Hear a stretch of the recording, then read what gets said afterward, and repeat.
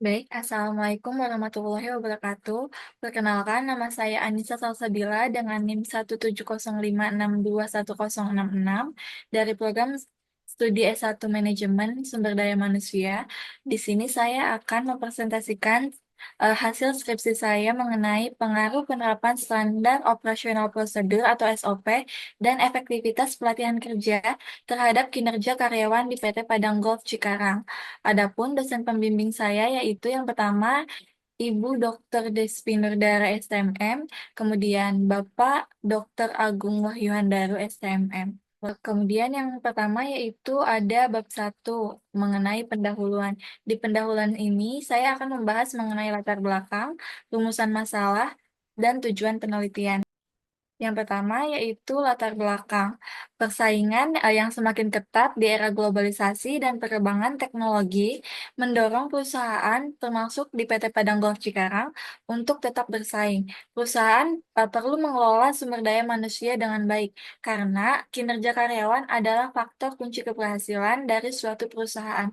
Namun berdasarkan penilaian kinerja pada tahun 2022 dan 2023 ditemukan adanya penurunan kinerja karyawan di beberapa kompetensi.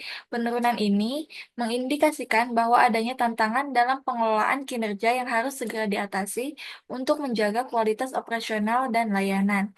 Kemudian, berdasarkan survei yang dilakukan oleh perusahaan terhadap karyawan, ditemukan beberapa masalah yang diindikasikan dapat mempengaruhi kinerja karyawan.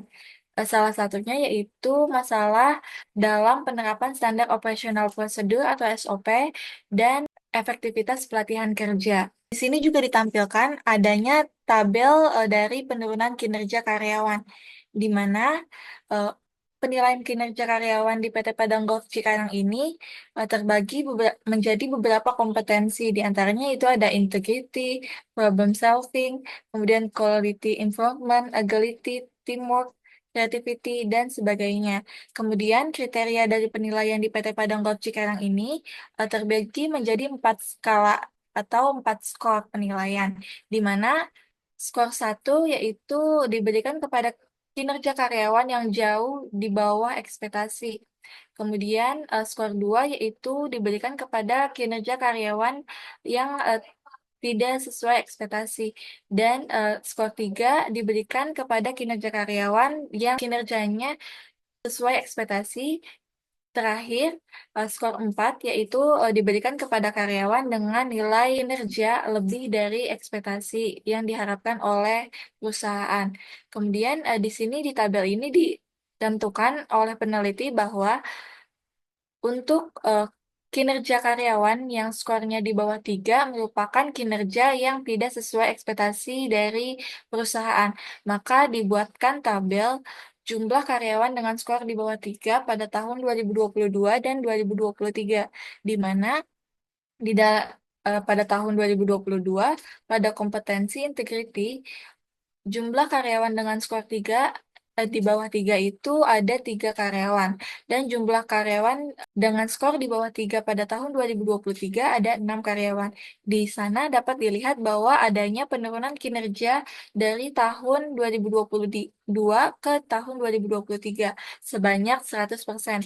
Kemudian pada problem solving yaitu penurunannya terjadi 66,67% dan seterusnya.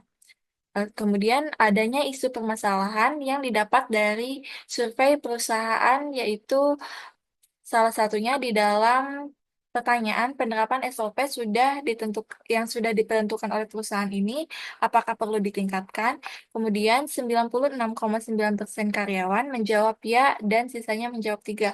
Hal ini mengindikasikan bahwa karyawan ingin SOP yang ada di perusahaan ini perlu ditingkatkan. Maka dari itu, hal ini juga dapat diindikasikan atau diduga yang menyebabkan adanya penurunan kinerja yang terjadi di PT Padang Golf Cikarang. Selanjutnya yaitu pertanyaan mengenai pernahkah Anda mendapatkan atau membaca SOP? 94,8% karyawan menjawab ya, dan sisanya menjawab tidak. Eh, dari sebagian kecil yang menjawab tidak ini, diindikasikan bahwa adanya penilaian penurunan kinerja karyawan ini dipengaruhi oleh SOP. Kemudian pelatihan yang kontinu dapat meningkatkan kinerja karyawan. 95,8% karyawan menjawab ya dan sisanya menjawab tidak. Dari sebagian kecil yang menjawab tidak ini, di sana juga di dalam survei dijelaskan bahwa karyawan menjelaskan pelatihan tidak terlalu diperlukan karena pengalaman langsung di lapangan ini lebih dapat meningkatkan kinerja mereka dibandingkan dengan pelatihan yang mereka anggap tidak sesuai dengan apa yang mereka kerjakan. Dari permasalahan tersebut, peneliti tertarik untuk meneliti pengaruh penerapan standar operasional prosedur dan efektivitas pelatihan kerja terhadap kinerja karyawan di PT Padang Golf Cikarang. Kemudian selanjutnya yaitu ada rumusan masalah dan tujuan penelitian. Jadi rumusan masalah penelitian ini yaitu mengenai apakah penerapan SOP berpengaruh terhadap kinerja karyawan di PT Padang Golf Cikarang, apakah pelatihan kerja berpengaruh terhadap kinerja karyawan di PT Padang Golf Cikarang, dan apakah terdapat pengaruh antara kombinasi penerapan SOP dan pelatihan kerja terhadap kinerja karyawan di PT Padang Golf Cikarang. Dari rumusan masalah ini, maka didapatkan tujuan penelitian yaitu untuk menganalisis adanya pengaruh atau tidak pada penerapan SOP terhadap kinerja karyawan di PT Padang Golf Cikarang, menganalisis pengaruh efektivitas pelatihan kerja terhadap kinerja karyawan di PT Padang Golf Cikarang, dan mengetahui apakah adanya pengaruh dari kombinasi antara penerapan SOP dan pelatihan kerja terhadap kinerja karyawan di PT Padang Golf Cikarang. Kemudian yang selanjutnya yaitu bab 2 mengenai kajian pustaka yang akan dipaparkan mengenai landasan teori, kerangka teori, dan pengembangan hipotesisnya. Di dalam landasan teori ini dijelaskan mengenai kinerja, penerapan SOP, dan efektivitas pelatihan yang merupakan variabel-variabel dari penelitian, di mana kinerja Silayan et al. Pada tahun 2021 diartikan sebagai hasil yang dicapai oleh karyawan dalam melaksanakan tugas-tugasnya. Kemudian teori yang digunakan dalam penelitian ini yaitu teori kinerja atau performance theory dengan pendekatan modernnya yang diuraikan dalam buku Matis et al. Pada tahun 2018. Selanjutnya yaitu mengenai penerapan SOP.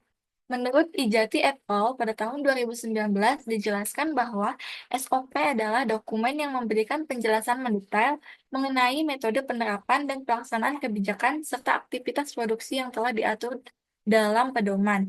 Jadi di SOP ini termuat langkah-langkah apa saja sih yang harus dilakukan oleh karyawan. Kemudian teori yang digunakan yaitu teori prinsip manajemen sistematis yang diungkapkan oleh Gary Elford mengenai Life is Management pada tahun 1946. Kemudian pendekatan modernnya itu diuraikan dalam buku Santosa pada tahun 2014. Yang selanjutnya itu mengenai efektivitas pelatihan. Pelatihan adalah pendekatan yang diterapkan untuk meningkatkan sumber daya manusia terkait kemampuan atau keterampilan karyawan dalam posisi tertentu. Hal ini diungkapkan oleh Simamarta et al. Pada tahun 2023. Kemudian teori yang digunakan dalam variabel efektivitas pelatihan yaitu teori yang berasal dari konsep Human Capital Theory yang diungkapkan oleh Gary S. Becker pada tahun 1964. Kemudian pendekatan modernnya itu dijelaskan oleh Simamarta et al. Pada tahun 2023. Berikut merupakan kerangka teori dan pengembangan hipotesisnya. Dari penelitian Slamet Supriyanto dan Lutfi Hendrianti pada tahun 2021 didapatkan bahwa SOP ini memiliki pengaruh positif terhadap kinerja karyawan. Kemudian dari penelitian Karuna Ratna pada tahun 2021 mengemukakan bahwa pelatihan memberikan kontribusi positif terhadap peningkatan kinerja. Akan tetapi dalam penelitian Reni Juwita pada tahun 2019 ditemukan bahwa pelatihan tidak memiliki pengaruh terhadap kinerja karyawan. Dan selanjutnya yaitu penelitian terdahulu yang diungkapkan oleh Ganggarini et al. Pada tahun 2023 ini menunjukkan bahwa SOP dan pelatihan kerja secara simultan memberikan pengaruh positif dan signifikan terhadap kinerja karyawan.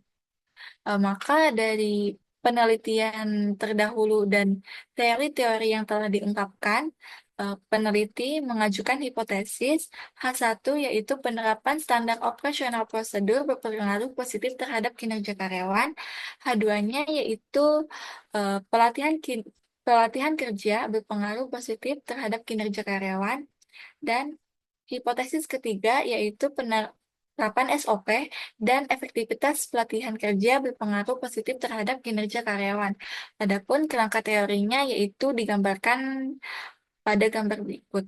Selanjutnya yaitu metode penelitian yang akan dijelaskan mengenai waktu dan tempat penelitian, populasi dan sampel, teknik pengumpulan data, instrumen penelitian, dan teknik analisis data.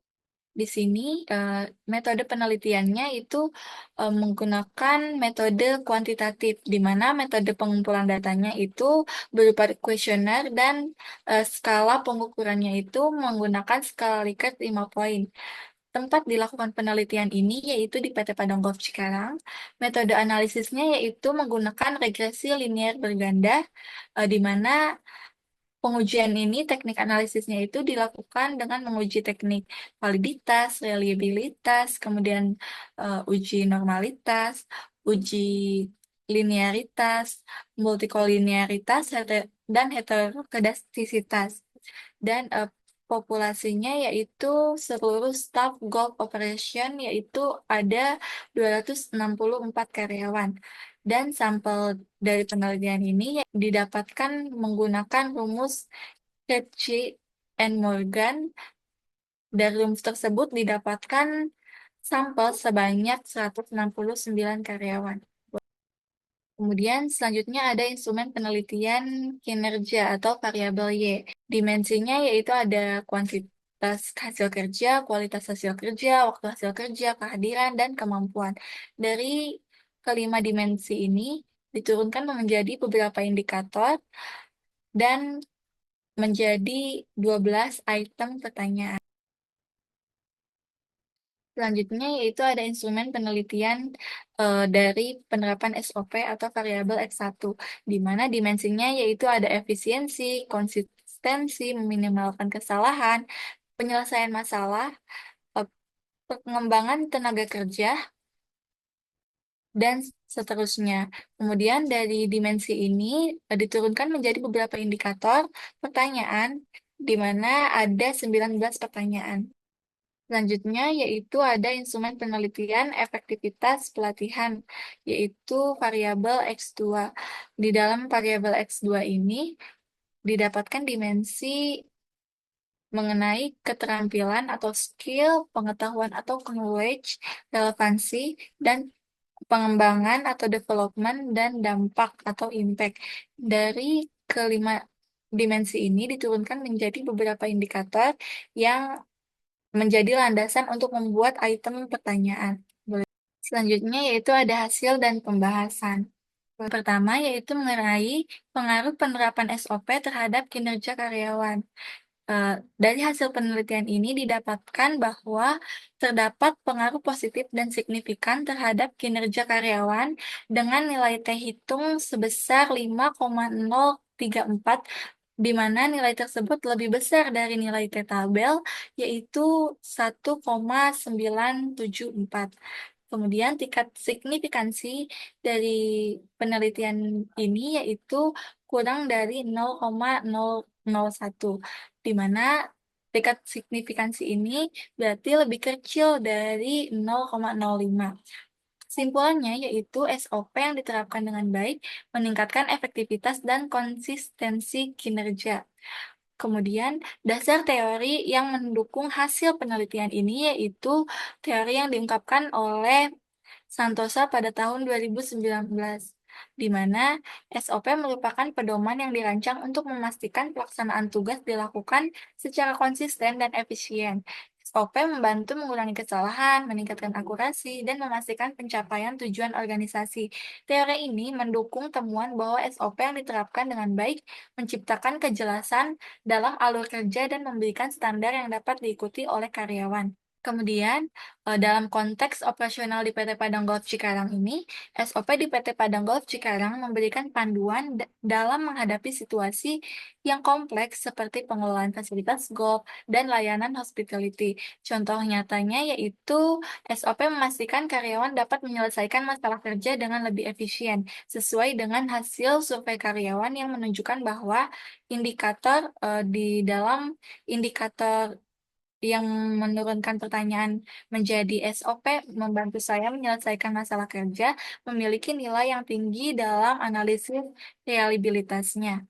Kemudian, penelitian terdahulu yang mendukung hasil penelitian ini yaitu penelitian yang dikemukakan oleh Putra dan Nugroho pada tahun 2021, di mana di industri hospitality mendukung temuan ini dengan menyatakan bahwa SOP yang baik memastikan konsistensi layanan dan meningkatkan kinerja karyawan. Selanjutnya yaitu mengenai pengaruh efektivitas pelatihan terhadap kinerja karyawan, di mana hasil dari penelitiannya yaitu efektivitas pelatihan ini tidak memiliki pengaruh signifikan terhadap kinerja karyawan dengan nilai T hitung sebesar 1,421, di mana nilai tersebut ini lebih kecil dari T tabelnya yang bernilai 1,974. Kemudian tingkat signifikansinya juga lebih besar dari 0,05, di mana nilainya yaitu 0,157. Artinya, dari hasil tersebut bahwa hipotesis kedua ini ditolak. Maka kesimpulannya yaitu pelatihan kurang relevan dengan kebutuhan pekerjaan. Dasar teori yang mendukung hasil tersebut juga dikemukakan oleh Simamarta pada tahun 2020 yang mendefinisikan bahwa pelatihan sebagai proses terencana untuk meningkatkan pengetahuan, keterampilan, dan sikap karyawan agar sesuai dengan tuntutan pekerjaan. Namun, efektivitas pelatihan bergantung pada relevansi materi dan metode serta pelaksanaannya. Jika pelatihan tidak relevan atau sulit diterapkan dalam pekerjaan sehari-hari, maka dampaknya terhadap kinerja menjadi minimal. Kemudian, faktor-faktor penyebabnya yaitu relevansi materi, di mana materi pelatihan mungkin tidak sepenuhnya sesuai dengan kebutuhan operasional karyawan, seperti yang didapatkan dari hasil survei yang dijelaskan di latar belakang juga, beberapa karyawan merasa bahwa materi yang dilakukan dalam pelatihan ini tidak sesuai dengan apa yang dilakukan mereka pada saat lapangan kerjanya langsung, dan mereka menganggap bahwa pelatihan tidak diperlukan. Hal yang diperlukan yaitu langsung terjun ke lapangan saja untuk meningkatkan kinerja karyawan. Selanjutnya yaitu metode pelatihan. Pelatihan cenderung lebih teoritis tanpa cukup banyak sesi praktik yang relevan, karena karyawan ini lebih butuh pelatihan yang dilakukan langsung pada praktiknya. Kemudian hambatan pada implementasi. Karyawan mungkin mengalami kesulitan dalam menerapkan keterampilan yang diperoleh ke dalam pekerjaan nyatanya. Kemudian selanjutnya yaitu penelitian pendukung yang mendukung hasil penelitian ini, yaitu penelitian yang dilakukan oleh Reni Juwita pada tahun 2019 yang menunjukkan bahwa pelatihan yang tidak relevan atau kurang mendalam cenderung memiliki dampak kecil terhadap kinerja karyawan. Lalu apa sih solusi yang dapat diusulkan? Solusinya yaitu dengan melibatkan karyawan dalam penyusunan program pelatihan untuk memastikan relevansi pelatihan yang dilakukan, kemudian mengintegrasikan lebih banyak pelatihan berbasis praktik atau simulasi kerja yang disebut on the job training, dan melakukan evaluasi pelatihan untuk mengetahui dampaknya terhadap kebutuhan operasional. Yang terakhir yaitu mengenai pengaruh penerapan SOP dan efektivitas pelatihan kerja terhadap kinerja karyawan, di mana hasilnya yaitu penerapan SOP dan efektivitas pelatihan kerja memiliki pengaruh yang positif dan signifikan secara bersama-sama terhadap kinerja dengan nilai F hitung yaitu sebesar 119,355, di mana nilai tersebut lebih besar dari F tabel yaitu 3,02, dan tingkat signifikansinya yaitu kurang dari 0,01, di mana nilai tersebut yaitu kurang dari 0,05. Maka dari hasil tersebut didapatkan bahwa hipotesis diterima. Kesimpulannya yaitu secara bersama-sama SOP dan pelatihan memiliki pengaruh positif dan signifikan terhadap kinerja karyawan. Yang selanjutnya yaitu mengenai kesimpulan dan syarat. Jadi kesimpulan dari penelitian yang dilakukan terhadap 169 karyawan di PT Padang Goap Cikarang ini dapat em, menjawab rumusan masalah yang telah dipaparkan terlebih dahulu, di mana hipotesis pertama atau H1 diterima, artinya bahwa penerapan SOP berpengaruh positif dan signifikan terhadap kinerja karyawan dalam membantu mereka bekerja lebih terarah dan efisien. Kemudian hipotesis kedua ditolak, artinya yaitu efektivitas pelatihan kerja memiliki hubungan positif tetapi tidak signifikan secara statistik, yang menunjukkan bahwa efektivitas pelatihan kerja ini tidak memiliki pengaruh yang signifikan terhadap kinerja karyawan. Dan hipotesis ketiga diterima, yaitu menunjukkan bahwa adanya pengaruh secara simultan terhadap penerapan SOP dan pelatihan kerja terhadap kinerja karyawan.